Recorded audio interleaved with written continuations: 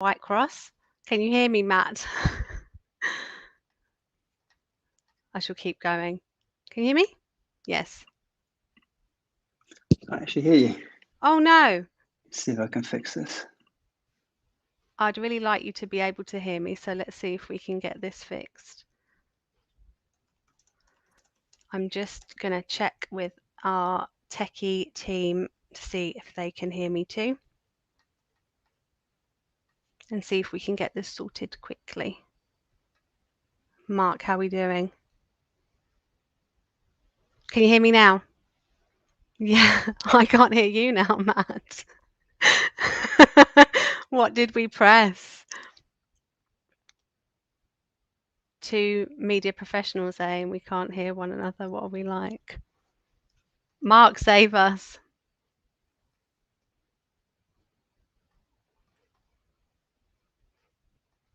I think Mark is working on it. In the meantime, I'll do a little bit of housekeeping if everybody else can hear me. So this session is a virtual interview. As you can tell, we're not on campus, although there should be, hello, a room full of people on campus in AG 100. I can't see you all, but it's nice to kind of talk to you invisibly. This session is a Q&A, which means once we've sorted out our technical difficulties, I'm going to start us off. Matt and I hopefully are going to get to have a chat for a little while. And then we're encouraging you to ask questions yourselves. So we've got somebody in the room on campus who has a microphone. And when we get to our Q&A section, they'll be running around with a microphone. If you stick your hand up, you've got something you wanted to ask Matt, we'll get you sorted out and you can speak to him yourself. If you're watching online, you might be watching on Facebook or on YouTube. You can type questions into the box underneath the video. We'll try and collate those questions for you and get them asked. We'll try and get through as many of those questions as we can. I'm sure you're going to have lots and lots. Let's see how we're doing with our technical issues. Matt, I can't hear you at all.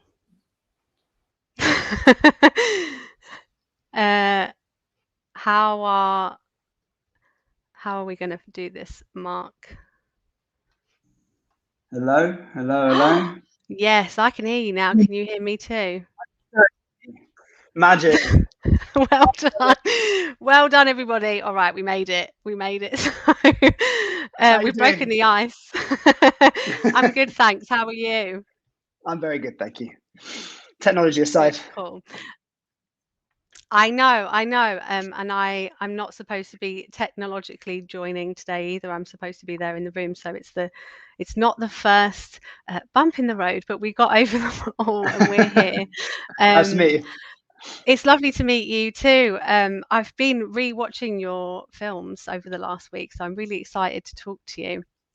We're focusing today on your music documentaries, which are awesome. They're really fun to watch, and they're absolutely jam-packed full of backstage filming. You've got tour footage, you've got interviews, you've got archive footage. There's absolutely everything in there you could imagine, which makes them really full and really interesting.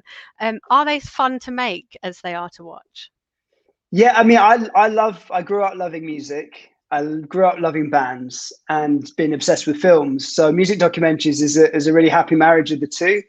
It's funny because you end up throwing a lot of things in the edit on the screen and just seeing what works together. So it's what I love about documentaries is really kind of the editor is king in a lot of ways. And my background was editing.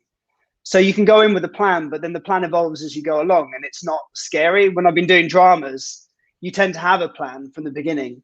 And yeah, you might change it a little bit here and there. You might try a scene, moving a scene around or losing it or whatever. But generally speaking, try and stick to the plan. And in documentaries, it's the opposite of that. And I really enjoy that. You kind of find it as you go along. So yeah. So I think being backstage, hanging out with rock bands is always fun, and being on stage as well is about as close as I'm ever going to be to being a rock god. So following, often it's me on stage. So often, if you're following a band out onto stage holding a camera at Wembley Stadium, and you can hear the roar of that, that's about as close as I'm ever going to get to living that life. So yeah, it's pretty cool. Cool. It sounds it and it looks it. You can really feel it. in the films, that buzz that you get from being on stage and with the bands. With Head Full of Dreams, with the Coldplay film, you had such a lot of footage to work with. You must have had stuff from like over 20 years that you'd collected up. Yeah. How do you then go about trying to organize that into a story, into a film of that length? Where do you even begin? It was really hard. I mean, that was one of the hardest projects I think we've ever worked on. We just did a boxing documentary last year, which was hard in a different way, but it was again, it was trying to pull all these different strands together, and it was about four boxers. This was about four childhood friends, and it was a tricky one because we'd done the Oasis documentary the year before, and the idea behind that, had been, okay, well, look, we were given pretty much carte blanche by Noel and by Liam to tell whatever story we wanted to tell. But up front, we were like, well, look, to try and tell the whole story of Oasis, I think, it's going to be too difficult in 2 hours. Why don't we focus on the beginning? Because that's the bit that's most exciting in most bands' lives. It's the bit that tends to be unique. People, once you become an established band, things settle into a routine. You tour, you do an album, you tour, you do an album. And yeah, they've obviously each band's life is a bit different, but it tends to be the same kind of story. When it came to the Coldplay one, I mean, I'd said after Supersonic, I'm not going to do that again for a while. But actually, the band, so Coldplay had called me in to do some live filming with them, just completely like randomly. And I was backstage trying to finish off Supersonic, and they were, kind of looking around, nosing about, and they were like, "Oh, maybe it's time to do our one." But the tricky thing was, we knew that all these anniversaries were coming up. There were all these 20th anniversaries. So we'd been together as friends. I'd known them since the beginning. So it did feel like we had to tell the whole story. And then it's like, well, how do you take all this footage and try and tell one story? We felt like we couldn't just do it chronologically. So then we started initially in the edit, just pulling everything in just to look at what there was. And there were, there was over 1,000 hours of footage. And it wasn't just me. I had all the stuff that I'd been filming over the years, had other collaborators, other friends who'd been working with them. So we had all of that stuff and things that they'd filmed themselves. So because Guy, the bass player, he's a photographer, and he'd been filming them through the years as well. So he had a stash of stuff. So it was and they had someone who'd been following them as well as part of the team. So we had all these things to watch. And so initially I thought, well, maybe is it boring just to go straight, chronologically through their lives and just tell the story, bit by bit? Why don't we try and do it thematically? We've only got 2 hours, or probably a bit less, to tell the story. So we started off going, okay, well, why don't we do one bit which is all about the bad times? So they notoriously had a very bad time on their third album, X and Y. So maybe we can make it about X and Y, but then we'll also make it about ghost stories when Chris had been having personal issues in his life. And so then it's like, that's what fueled that album. And we kind of spent the first 5-6 months doing that. And then at which point it was now the clock was ticking, and we needed to start showing things to people. And so Phil, who's like the fifth member of the band, who's been there from the beginning, he wanted to see it as a sounding board, and he watched it, and I was like, look, you have to just to bear in mind this is very rough, and I know you haven't seen a film in this kind of state before, but it's okay because you get a sense of what it is, and then we'll make it better. And he hated it, I think. Oh, no. Reading between the lines, he was like, "Oh, this is just a disaster." And I think he wasn't coy about hating it. No, well, he's very sweet. The thing, I mean, sometimes it's harder to work with your friends than with, strangers or just with colleagues, because, he didn't want to say it, but he was like, well, maybe, look, if it's not working, maybe the best thing to do is just to shelve it and we'll come back another time. Anyway, then we went back and rethought the whole thing, and more or less from scratch. And I was like, okay, well, maybe what we do is, it was too complicated. People weren't really engaging with it. So what we probably have to do is just have 2 timelines instead of like 20 timelines. We had 2 timelines, one of which was the following the tour and going through that kind of song by song and location by location, and venue by venue.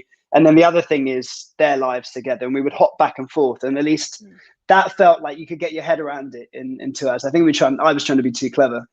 But yeah, so it was hard. But it's always hard. It was the same on Supersonic, and we had a 7.5 hour cut, I think, originally of Supersonic, and then gradually, obviously, we knew it couldn't be 7.5 hours, and then we gradually whittled it down and took out all my favorite bits as usual, and then you had 2 hours at the end of it.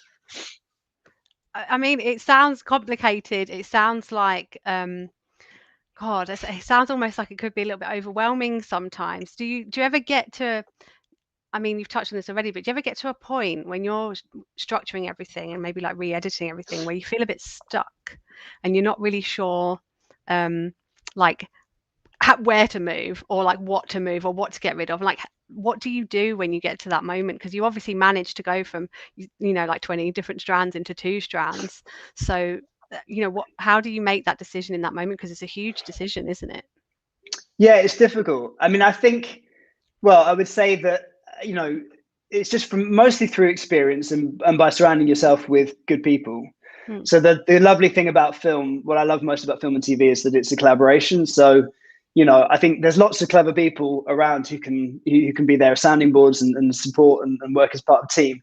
I mean, I definitely found it working on dramas and on documentaries when you're shooting is like the least experienced person on every set almost by default is the director. So, if you're a busy jobbing director, you might make a film every 2 years, maybe 3 years. If you're a busy, if you're a kind of a working camera person or an editor or a producer, you might be going from job to job to job. And so you might finish one job on the Friday and start the next on the Monday. So you're just used to the problems. You've encountered these problems. It doesn't necessarily mean that you are the person who would have the solution, but you would know that these are things that come up. And so at least you're kind of surrounded by people. So if you surround yourself with a good team, often, I work with the same people, then you'll be on a set or you'll be in the edit facing something that you feel like, oh, God, I just don't know what I'm doing. And you just have to take 5 and go, okay, well, that's fine. That's all right. That's part of the process. And I think the more I make, the more I realize it's like, okay, feeling like a complete fraud on day 1 of the shoot or on day 1 of the edit and going, I'm completely lost, I don't know what I'm doing, is part of the process. And I think probably if you ever got to a point where you were saying, oh, this is easy, then actually that's probably not the right project to be doing anyway. You should be challenging yourself a little bit. If you feel like you're just doing it by numbers, then it will show in the end. So yeah, on set, I think the thing I constantly keep on telling myself is whenever I turn up on a set and there's 20 actors all stood around and a crew stood around saying, what are we doing then? And you don't know. The main thing is not to panic and just go, okay, that's fine. You got a plan. That's why you have a plan in the first place. Kind of stick to it. And then you try things out and the first take is terrible and the second take is worse. And then the third take is a bit better. And you kind of figure it out. And then by day 3, you're up and running normally. And I think the same in the edit on a documentary that, when you're facing that quantity of footage, you just have to get your head down and keep on going. And we're in the middle of doing a show at the moment about the Paralympics. Oh, cool. And we shot a lot of footage. We had 70 athletes originally. Now we've whittled it down to 10. And the process at certain points, you're like, well, they're all amazing. And we've got to try and squeeze them all in. And you realize you can't. And you despair a bit. And it's going to be 3 episodes. And we're on the 3rd episode now. And we worked on it. And now we're suddenly like, oh God, maybe we're doing it wrong. We have to take out the first 20 minutes and try something else. You just have to not panic, I think, and just go, okay, we'll keep on working at it. So I think the main thing I've learned is just that when you feel anxious about these things, it's like, just remember that you always felt anxious about it. And if people like the last thing you made, remember that you still went through the same process on that one. So it's not like this is going to be a disaster. It's just that you have to go through that uncomfortable phase. And then at the end of it, you look, it's funny because things that kind of happened by accident often, or you weren't sure if they were going to work out, then afterwards, when people just assume it just was always that way. And so some of my favorite scenes or some of my favorite ideas that might have come from an editor or come from one of the producers, they seem obvious once the thing's done. But at the time it was like you were struggling. So you just have to remember it's always a difficult process, but you get through it somehow. It's really nice to hear you say that, because I think especially when I talk to the students and, just as a human anyway, I think we assume all the time that other people, especially if they're experiencing something they're doing, know all the answers, know exactly what to do all the time. They never make, a little mistake in a moment that needs sorting later. So it's really, really lovely to hear you honestly say that. Oh, no, I'm sure that'll be... maybe it's just me. No, maybe it's just me. I'm sure it's not just you. Well, I just feel like, there are geniuses out there. Like there's a lot of people that I'm sure we all admire who are kind of, I guess their brains are wired differently, and that's why you get drawn to their work. But generally, I find that most people I work with, most people I know, that they're just the same as everyone else. That you have a bunch of ideas, and that's what I love about film, is that it really is the sum of at its best, it's the sum of all the people involved in it, and particularly on documentaries, I think it is a kind of editor's field. And what I love is the fact, on the thing we're doing at the moment, we've had 4 different editors working on different points because we're different episodes, and then one of them had to step out, and another one came in. So there's bits in that which, I couldn't have dreamed up in a million years. Someone who's just suddenly said, well, why don't we just do this or that? And then it's, you're making it together. So you meet people, and the music as well, who are kind of, their brains are slightly differently wired, but and those are the kind of geniuses that we all talk about. But generally speaking, I always feel like film and TV, it's a craft that you whittle and you keep on moving, and like it's a piece of sculpture, but it's not like you come in and it's perfect in your brain and you're just kind of filling in the dots. And I think that would be kind of boring anyway. I think you're right. I think it would. And it's an art form, isn't it? So, what I would make would never look exactly the same as what you would make, even if I turned up on exactly the same day, for Right. for many good reasons. Sure. Yours would be the best. No, So well, no, but it's funny though, isn't it? Because I definitely feel like with Coldplay, that footage we could have given to 100 different people, and everyone would have made something different, and it would have been an no, interesting that's true. experiment just to see what people would have come up with. Hey, You could maybe kind that's of, your next one. You should do that. yeah, yeah. No, I'm kind of intrigued by it. It's interesting because sometimes you feel like, and it does happen in a lot of projects where you get to a certain point and you reach a block, and then you do have to kind of bring in someone else as another. I mean, I haven't done it on a film or on any project where someone's had to literally just come in and try and fix it in that Right. sense, which you do hear about. But it is nice that you don't have test screenings when you're doing, at least I've never had it on any project other than my first solo film where we actually had test audiences and stuff. Generally, because it's just so expensive, it's a process that you don't want to do unless you have to. But I find bouncing it off other people is invaluable. So we'd always get to a point 2 or 3 weeks before the end, we start screening it to friends and family. And even if what they're saying to you, I think why I find it most helpful isn't necessarily in the details. So it's not like they're going, oh, well, 3 minutes in, actually, I don't think you need that shot, or that sentence is a bit redundant. It's much more the broad strokes. So if they're finding something unsatisfying, they're normally right, or you can feel it as well. Often, even if they don't even open mouths, you feel that somehow it's sagging here or there. It's more that, but they don't necessarily give you the solution, but they can definitely identify problems. And we had it, I remember on Supersonic, there's a good friend of mine, Sarah Soleimani, is a writer and actor, director. And she came in and she was a big Oasis fan. And she came we did a screening of the film, which was about 3 hours long. And at the end, she had like a bunch of thoughts and stuff, and she enjoyed it. But then she was like, I just kept expecting to see them. And I was just a bit confused about why we never saw them. And I was like, well, what if we stuck in a bit of them at the beginning? We could kind of hear the sound of them coming into the studio, and you get the sense that it's going to be an audio interview.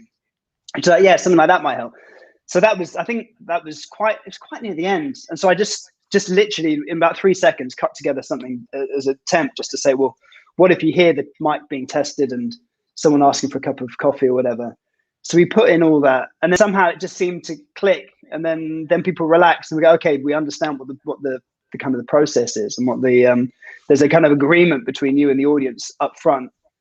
It's weird. And so things like that, which seem obvious to me. I mean, even like on dramas, I've had it where, the runners come in at the end and just ask a simple question, and you're going like, oh, so one of the people refers to Eric in one scene, like, who's Eric? And you're like, well, it's the dad. And then you realize you cut the 2 scenes with the dad at the beginning, and you only see him in the hospital bed at the end, and so you don't know his name's Eric because no one's ever called him Eric. Yeah. So things like that, I think I always find it helpful at certain points just to start showing it to people, even if it's very painful. Yeah. That's really awesome. It's obviously your relationships between the crew you're working with and the people that you're being creative with are really, really important because of all these reasons. They can give you a bit of perspective on what you're making, and you get ideas from people, and it brings that real collaborative element. It's always difficult to make something creative, isn't it, if you're struggling to communicate with people, or you've got difficult relationships in the room. And I wonder, I mean, I have my own answer, but I wonder how important you would say the relationship between like your subject, your participants, and the filmmaking, the entire crew, but the filmmaker or the director themselves is like, how important is that? And also, how do you make sure you foster the right kind of relationship while you're working on something that's quite personal? Yeah, it's really hard, isn't it? I mean, it's a big ask, I think, of anyone to get them to trust you. I think that's what it comes down to, and it's tricky because I think every film and every project is different. So if you're doing investigative journalism and you were doing some kind of expose, which is not something that I've ever really done, we've ended up making films about things that have happened in the past. I mean, when we've done, even on Road to Guantanamo, we were telling a story that it was already out there. It had already been told. We were just kind of just showing it to people in a different way. So I think for me, it is a tricky one because it's not like you want to soft soap it or sanitize it, but it is a collaboration of sorts. Just the nature of sitting down in a room and asking someone to tell you their life story is a collaboration. You are, and involves a huge amount of trust. So for example, in the case of Supersonic, we've got these two brothers who don't get on, who you're asking to appear in a film together. You're ultimately the kind of judge and jury of you're the one who they gave us about 20 hours or something each of interviews. So within those 20 hours, you can pretty much tell any story you want. And it's funny that documentary is obviously, it is considered the truth versus, a drama, which is fiction, even if it's based on reality. But weirdly, you have a lot of control and you can kind of end up, you're manipulating, you're creating something. You're telling, it's not the truth, it's your version of this story, right? So, for example, so we met Liam for the first time, and his question immediately was, I mean, it didn't help the fact that he'd got wind of this project through someone else. Someone else had told him that it was happening. Obviously, we could never make it without him, but we were just in the process of approaching him. And then someone had told him we were making a film. So it was slightly awkward anyway. And his first question was like, right, who's the hero? Who's the villain in this film? And I was like, well, that's not, obviously that's not what we're trying to do. We want to try and tell a balanced story. We want to tell it from everyone's perspective. Yeah. And the reality is, within all our lives, we're all heroes, we're all villains, we're all right, we're all wrong. And certainly in that band, they all made mistakes, but they all achieved some amazing things. And so what was amazing to me is as soon as we sat down to start talking, I thought there'd be a lot of kind of sniping back and forth. And there was a fair amount of that. But what was nice is I started off both sessions with the brothers separately of just showing them some of the archive that we'd already uncovered and some of the early, footage that they'd probably forgotten that ever existed, of the two of them hanging out, aged kind of 20 in their early 20s. And they immediately seemed to kind of soften a bit and warm to each other. And I said, okay, can you just describe the other people in the band? And obviously ended up describing each other. And it was amazing because they were very generous and seemed very warm about each other. So there's that version of it. And then immediately, I'd remind them about incidents and some of the bad times as well. And they go, oh, and then suddenly it would all flare up. And we could have cut one version within those 20-hour interviews, which was just all the rock and roll shenanigans and the brawls and the bad times and all the sniping. And you could have done another version which cut all of that out, and both of them would have been true to an extent, but you're trying to get the overall picture. So there's all of that. It's difficult because you're the one who's in charge of that. And then I suppose particularly on music, there's another side of things which I'm not sure if necessarily reviewers always know about. It's funny because sometimes I try not to read film reviews, but I remember the editor that I often work with, who did Supersonic, Paul Monahan. He pulls out all the bad reviews. He goes, I can't believe someone's doing this. And I was like, just don't tell me. But someone had said about Supersonic, okay, well, you can tell that it's been made with the collaboration of the band because, I don't know, whatever, they said we weren't showing the whole picture. Right. And I was feeling like, well, first of all, we were never censored by the band. So there was nothing that they, if we're pulling our punches, then that's me doing it rather than the band forcing us to do it. But secondly, like, you could never make a film about a musician who's still around without having some form of collaboration because you can't use their music. And so it's just, so there is that kind of, it has to be something that you work on together. And the best you can hope for, which is what happened in that case, was that they leave you alone and you just get to tell the story you think is the best story. The worst is that they'll come in and they'll pull it apart and they'll be in the edit and they'll shelve it. So there's all that sort of things. And then I suppose the other thing to say is that I started off making more political documentaries. My background in terms of like my parents were political refugees from Argentina, so I had that. We used to talk a lot, kind of politics around the dinner table. And so I always imagined I'd probably end up doing more of that kind of stuff. And so when we were one of the second, I think the third film I made was a documentary about Burmese refugees. So you're sitting in a refugee camp, sitting there talking to someone, and you realize that you have a responsibility to them. It's like as soon as you put a camera in a room, it's not like you're a fly on the wall. They're responding to you, so the atmosphere changes, and you're asking them questions, and you're provoking them, and half of your brain wants to kind of go and give them a big hug and switch the camera off and say, look, like, let's just stop doing this. This is horrible, because you're asking them to revisit and relive terrible moments in their lives. And then the other half of you, every time they break down and cry, like the other half of you, your brain is saying, this is great, this is perfect, and you're trying to, which is a horrible kind of position to be in.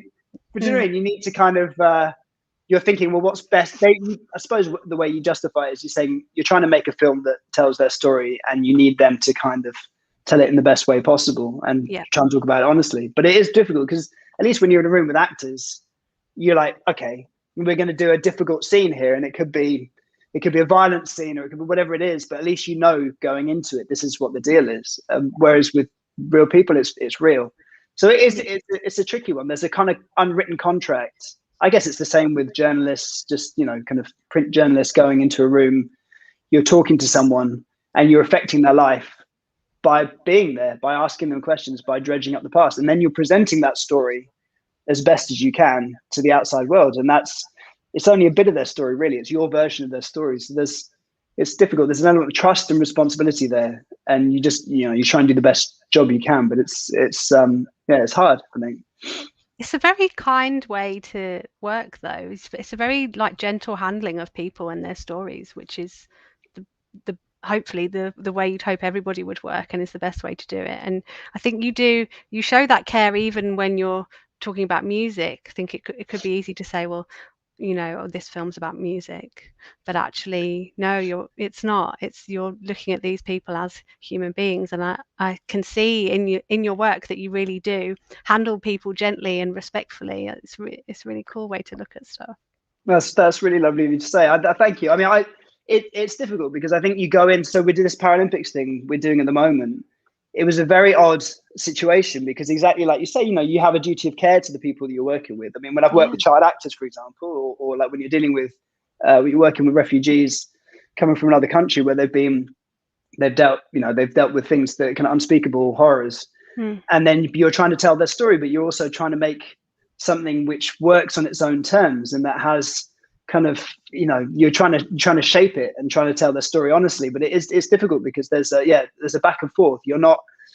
You are part of their life now, and you can't, and there is an element of so I feel like with the Paralympics, for example, so we're following these athletes. They're the top level athletes. They're all professional athletes at the top of their game. And we're following them over the course of 2 years till they get to Tokyo, or hopefully Tokyo. And we don't know if Tokyo is going to happen or not. Obviously now it has. So it was an amazing privilege. And then you get there and you're an eyewitness. Obviously the show is being broadcast, but actually there's a privilege. You're there as a representative of the rest of the planet, all these people who should have been there in these empty stadiums. So that's amazing. But then you also have these athletes turning up who, there's all these COVID protocols. They can't travel with their team. Often they've been through deeply traumatic incidents in their past. Could be an accident, or even if they're born with a disability, maybe they've had to overcome illness or prejudice. And you're there filming them. And one of our athletes got COVID while she was out there, so she had to isolate for 10 days. And she came out. She was all but guaranteed gold. She'd just broken the American world record, almost the world record. And then suddenly she couldn't train for 10 days and her head was spinning. Oh, God. And she didn't get the result. It didn't work out the way she wanted. And half of you wants to run over it and hug her and say, it's going to be all right, because she hasn't got anyone around her. She's on her own. And then the other half of you is trying to film it and capture this moment and thinking like, this is great drama. This is good for her story, and good for the show. It's a very odd situation. Yeah. And then because of COVID, you can't go and contact them. You can't actually go and hug them anyway. So it's really, it's complicated, but interesting, Sorry, go on. No, I was going to say, but like I said, it's kind of privileged to be there. It's amazing to be in that moment in time, in that place in history. Very few people get a chance to do that. But it's also horrible because you're just like, you're part. You have to kind of set aside a bit of your humanity and just go, okay, what's best for the film rather than what's best for this person. And avoid, like, goldfish bowling people, making Right. it look like human zoo. That's the last thing we want to do to people, isn't it? Yeah, Film them but in that their is the worst nature. moment. You are a Yeah, but sure, but you are a voyeur. That's the nature of sticking a camera in someone's face. Is you're taking a moment, an important moment, and you're filming it rather than actually interacting as you normally would, which would Yeah. be, your part of your brain is saying switch the camera off, and part of your brain Mm. is saying this is gold. Keep filming. Yeah. The worse, the better for the film, which is, it's a very odd situation to be in. Mhm. Well, speaking of people watching from behind a screen, I think it might be time to see if we've got any questions, because we're coming up to about 1:30 now. Mark, can you tell us if we've got? Oh, look here, we have Humphrey Ward. Who is your biggest inspiration as a filmmaker, Matt? Hi, Humphrey. There's so many. I mean, I think the key person for me is Michael Winterbottom, a British filmmaker who I was lucky enough. Well, as I was growing up, he was a big inspiration, and I watched his films. And then I got the chance. I heard through someone who knew someone who knew someone that there's a job going on a film set in East London, and so I just turned up unannounced, and there wasn't a job. But I managed to photocopy for a couple of days, and I had to drive a car, and I had to bring. It was a Mel Smith film, and I got to bring him his pint at the end of the day. That was my job, really. And but then they said there's a job going over at Revolution Films, which is Michael Winterbottom's company, and so I applied, and I didn't get the job. I went for an interview, but luckily the person who got the job was so appalling, apparently, that they left after 3 days. Oh, no. So they rang me, and I was on holiday. And they said, no, you need to come now. So I got on a flight and went back, and I mean, he's amazing because he's someone who's incredibly versatile, and he's incredibly smart, but he's very committed as a kind of, I suppose, like a kind of moral, political filmmaker. But also, he's not kind of po-faced about it. He's not a serious person when you talk to him. He's very funny, and so he's made everything from The Trip to a sci-fi film, Code 46, to political films like Welcome Sarajevo and Road to Guantanamo, to Cock and Bull Story, or so he's constantly making stuff, and I found that very inspiring. You meet filmmakers who are kind of like, I've got this film, and this is the film I'm going to make, and maybe it will take me 3 years to make, or 4 years to make, or 10 years to make. He has those projects, but he's always working on 10 things concurrently. So he's always making the next thing, and I love people like him, or Steven Soderbergh, or a lot of great filmmakers from the 40s and 50s, I suppose, in the studio system, who would finish a Western on the Friday and start a kind of film noir on the Monday, or a romantic comedy on the Monday.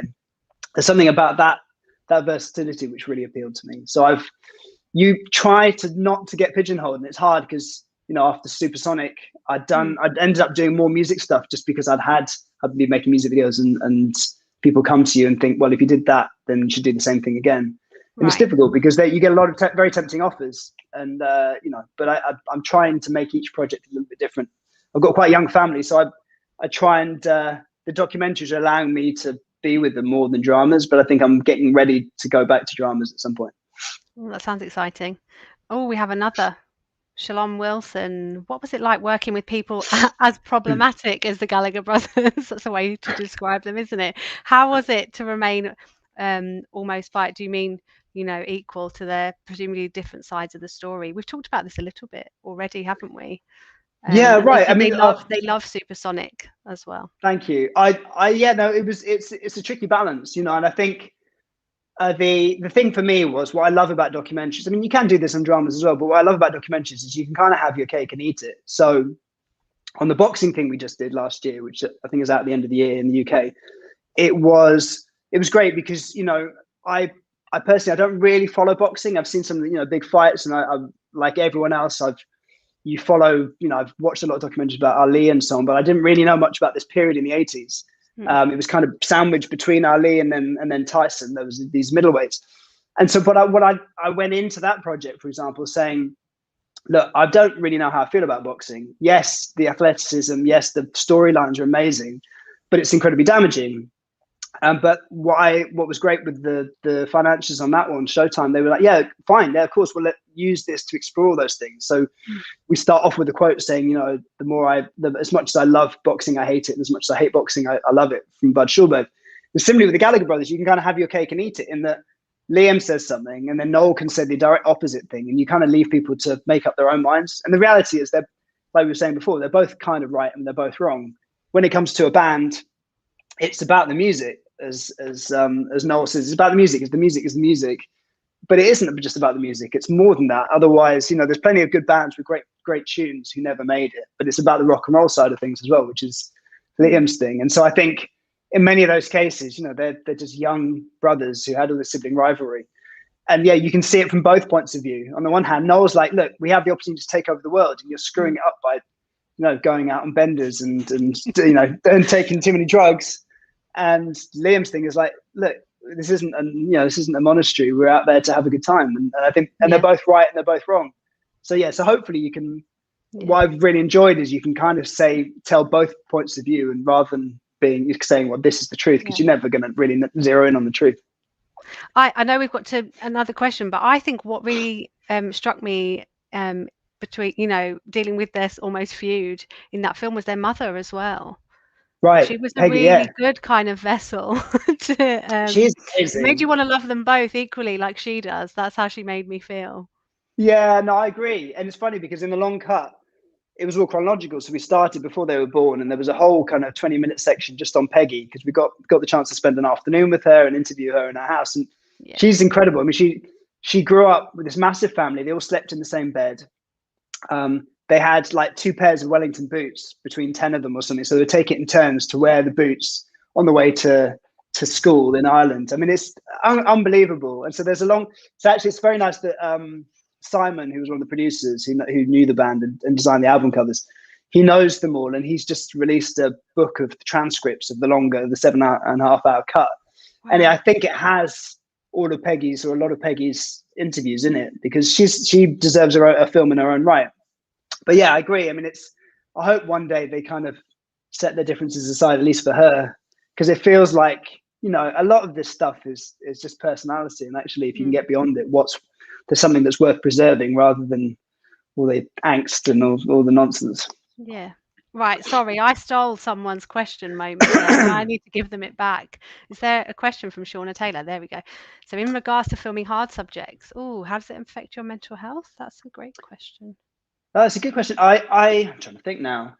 I have, the only time it's funny, because I think, it makes it, obviously it affects you when you're meeting people who've been through hard times, all that kind of stuff. But ultimately it's like, it's their trauma, it's their thing. So it doesn't affect you in that way. You're just trying to do it in a sensitive way, so that you're not making their lives worse. You're just enabling them to be able to tell their story. But the only time it really did, I wrote with Paul Virag a film called Ashes, which was starred Ray Winston and Jim Sturgis and Jodie Whittaker and Leslie Manville.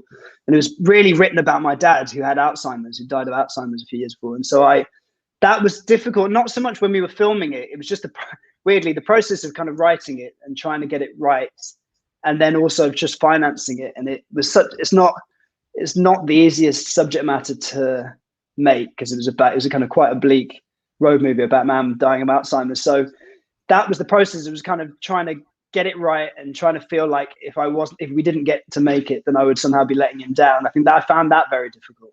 But other than that, I feel like, generally speaking, it's the easy bit is asking the questions. The hard bit is answering them. Poor interviewees. Can you hear us in the room? Oh, we can. Are we going to get a real live? This microphone round and see if there's any questions. Oh, I can see you, Mark. Hi. Hi. I was just going to ask, have you ever had anyone from a documentary come back to you after filming with them and say, "Oh, can you take that bit out?" And like, how do you deal with that? Because obviously you want to respect people, but you also don't want to take stuff out just because it might make someone look bad.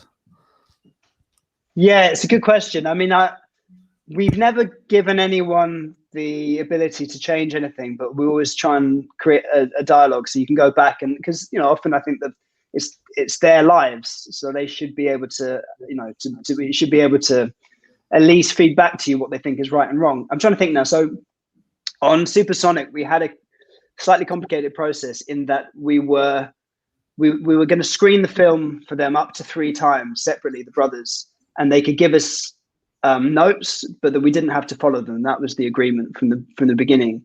I think the two brothers watched it twice each. Liam was just in heaven because he thought it was hilarious, and he just sat there getting drunk with Bonehead and throwing popcorn at the screen. So that was fine. He was all right. I don't think he didn't have any comments. He just wanted to know what Noel had made of it. And they had kind of similar thoughts, really, which was just that. I'm trying to think now.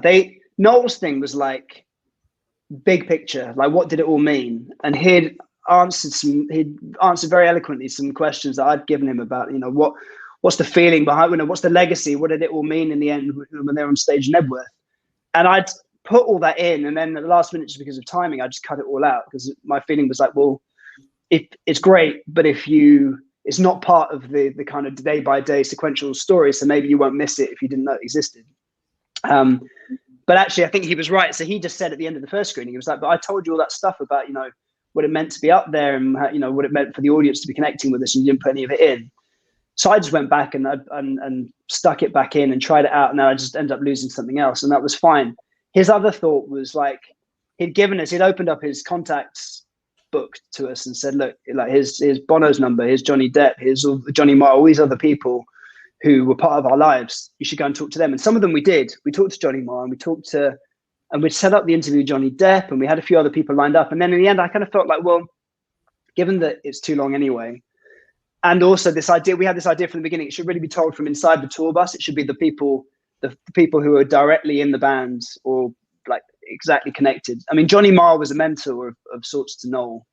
And we did this amazing interview with him, which was a bucket list thing for me. And then after 2.5 hours, he gave us this brilliant, really, really brilliant interview. And he gets some of these anecdotes where he talked about handing this guitar. He gave his guitar to Noel, who ended up smashing it over the head of a drunk Newcastle hooligan who jumped up on stage. So there was all these bits, and then ended up on the cutting room floor. So, but that wasn't. They never told us not to put it in. I'm trying to think, when we did the Burmese documentary, Moving to Mars, there were two families who traveled together, who had kind of become friends as part of the process of traveling, and then fell out at the end. And one family, I mean, both families had been amazing. One family were really unhappy with just the tone of the film, because it gets kind of more difficult, and they just didn't like it. But there wasn't much we could do about it. I think they kind of came round to the idea of that it was all right, but we couldn't really change anything. And then the Coldplay one was difficult because it became clear as we were making it, Chris was never going to watch it, but was quite nervous about what was going to be in it. so he had Phil there as his eyes and ears to create a dialogue. I mean, but it wasn't like he was being prescriptive, because he couldn't be prescriptive, because he didn't even know, he was never going to watch the film. So that was tricky, because you had someone trying to intervene on his behalf, just to not in an intrusive way, just to kind of say, well, what's the most truthful version of this? Well, what was it really like? But I'm trying to think now. Mostly the issue tends to be access. So on the boxing thing, there were certain people we wanted to get. We had a lot of archive of them, but I wanted to interview them myself. Some people say yes, and some people say no. But I don't think we've ever had a situation where it came to a head where someone said, you can't put that in the documentary. And generally speaking, you get them to sign a form up front. So there's a huge amount of trust, and all they've really got to go on is this idea that, you've got a history of not being a bastard in the past, so hopefully you're not going to stitch them up. But yeah, it's a big ask. I don't know. I mean, I would get interviewed from time to time, and it's quite a big ask if someone was to come to ask you to tell, they wanted to tell your story. It's a big thing to trust them to do it. I'm amazed that people always agree. Hello. I have a question. Sorry. No, go on. I sent something in on the group chat, but I don't think it came up. So I'm going to reread it if you don't mind. So my question was, how do you find dealing with the spontaneity of a documentary in the editing room and making the narrative of a documentary flow naturally, even though it isn't scripted like a film is, or shouldn't be usually? Yeah, it's really difficult. And I think that's the balance. And I've got a really amazing team of editors that I've worked with, and who've come from different backgrounds. Most of them have worked in drama as well. Yeah, it's difficult because most lives don't have a narrative arc. I mean, our brains are wired to try and tell stories and trying to create narrative where it doesn't necessarily exist. In the case of these Paralympians, they've often gone through one very traumatic and life-defining event, which obviously came out of the blue, and it's not like that was planned. And then somehow they've found sport, and sport has in some ways given that trauma meaning. But that's difficult. It's only because that's the way that I think we all need meaning in our lives. We all need a reason for us getting up every day. And so if something terrible happens, you need to feel like, well, it's not just random. It's there for a reason. So, I think in the way that we all do, you're trying to impose structure and meaning on something that doesn't necessarily have it. But I think it's generally speaking, it's sitting down, doing long interviews generally, so you get a lot of depth. I've been lucky that we always asked for and always got so far long-term access with people, and we can go back. And with Paralympians, we've been with them now almost 2 years, going back and forth, and having to do that through COVID. So a lot of it on Zoom and a lot of it on finding remote crews and stuff. But that's the trick, I think, is trying to create something that feels seamless and feels like you're telling a story rather than it just being a jumble and collection of footage. And that's really where, I think where I always get to a point like this week on episode 3 of the Paralympics, where you're like, it just feels like a mishmash of stuff. And then you have to just keep on working on it again and again and again, and just, somehow make it flow and make it feel like you're telling one story rather than like 100 stories. Mark, how are we doing? How many more people have we got? Can we squeeze everyone in? Just one last one, if that's all right. Sorry, go on. I'll be quiet. Yeah, it's not really related to your job, but obviously at the start you said you're a music fan, and I'm just trying to prove a point, really. Like what's your favourite Oasis song? Obviously, there's a lot to choose from, but I just wanted to know. God, that's a good question. I mean, it changes a lot. It's like my favourite films. I think depending on what time of day or day of the week or period in my life you ask me, it would change. But I always loved The Master Plan. And it was my intention from the day one on the film was to finish the film with Master Plan, and everyone else thought it was a terrible idea, apart from me and the editor Paul. So we kept on putting trying to keep that and preserve that as the corner. So we'd always have that as our final thing, but we didn't have space for Don't Look Back in Anger, and everyone said, "You're mad. There's no way you can make an Oasis film without having that as the final song." So for a while, that went back and forth. The intention had been, what we kind of said was every single song has to fight for a reason to be in the film, even if it's a classic song. And so, a song like Supersonic was a song that in the film was like, well, okay, that's the rise to fame. That's the one that sends them to, that actually kind of projects them and turns them into this band that people start talking about. And then there's a song like Live Forever. It works brilliantly as this huge anthem with, thousands of people in a field singing it. But actually, what I loved was it was the song that he played to them the first time round, where they suddenly were like, hang on, this is a completely different level. They couldn't believe that he'd written it. So that had to come at the beginning.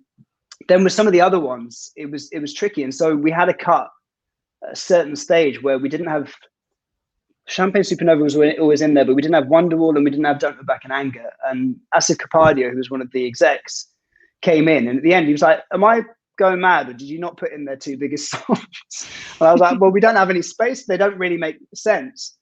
And then at a certain point, it was like, oh, okay, maybe when so Wonderwall is the song that took them to this new level where they suddenly became international. So, okay, that kind of makes sense. And Don't Look Back in Anger, there was this piece of footage that Paul found, which was them playing it on the night that their dad turned up out of the blue and tried to stitch them up and do this kind of tabloid sting. So that kind of made sense. And then in the end, so it was the Master Plan as the final one. But Slide Away has probably always been my favorite, and it's the one song we didn't manage to squeeze into the film.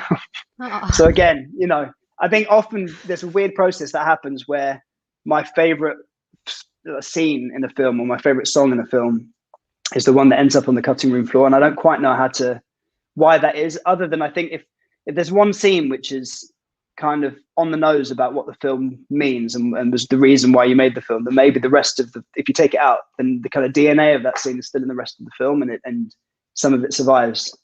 But yeah, maybe. What about you? What's your favorite song? Where did they go? What's your favorite song?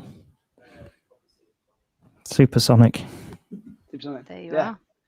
There's a lot of good ones. Chose the right one. A happy customer. How are we doing, Mark? Is that all of the questions in the room? I think that's all we've got time for. Yes, We can have a round of applause for Matt, please. Oh, yes, please. Oh, listen to all those hands. Thanks, guys. Thank you very much for having me. Thank you so much. This has been brilliant. Honestly, I could have, if you'd have let me, I would have talked for 10 hours. It's just so interesting, and it's so cool to talk about. There are loads of questions in the comments as well. So I wonder if I pass them to you, how inclined you might feel to answer some of them. So we'll try and figure that out between ourselves and get some answers. Thank you, everybody. All right.